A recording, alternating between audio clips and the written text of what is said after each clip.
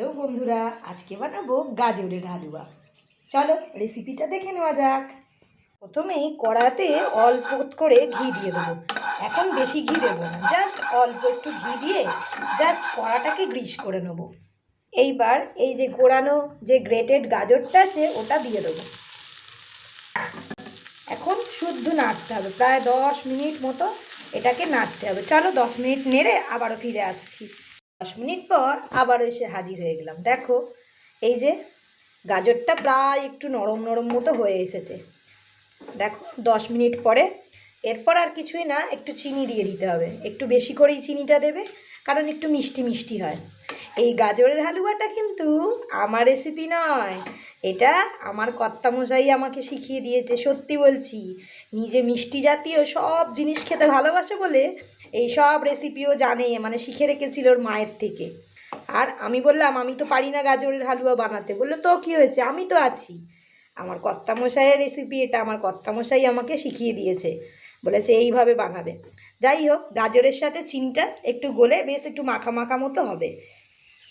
আবারও হোক, আমি আবারও ফিরে আসছি। এই দেখো বন্ধুরা, চিনির সাথে গাজরটা একদম প্রায় মাখা মাখা হয়ে গেছে, বা একটু চিটচিটে মতো ব্যাপারটা ধরেছে। তো এই সময় কি করব, একটু দুধ দিয়ে দেবো, বেশি দেবো না, একটু দুধ দিয়ে দেবো।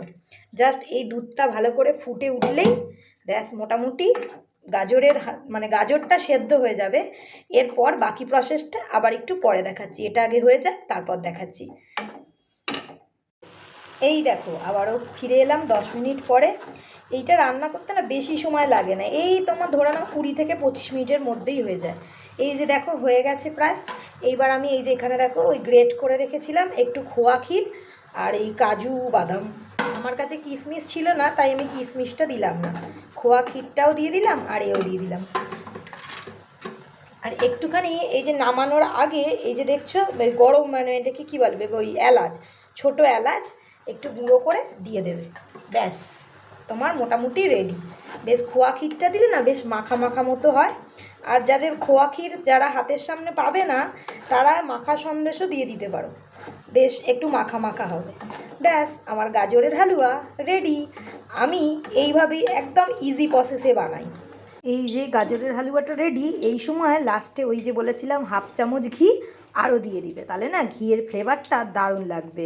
তো গাজরের হালুয়ার সাথে মিশে গিয়ে একটা অন্য রকম লাগবে। অনেকে এর মধ্যে আরও অনেক কিছু দেয়, কিন্তু আমি একদম সিম্পলভাবে বানাই, যাতে আমার রেসিপি দেখে যারা একদম নতুন রান্না শিখছে তারাও যেন করতে পারে। কেমন লাগলো আমার গাজরের হালুয়া অবশ্যই বলো কিন্তু। টাটা।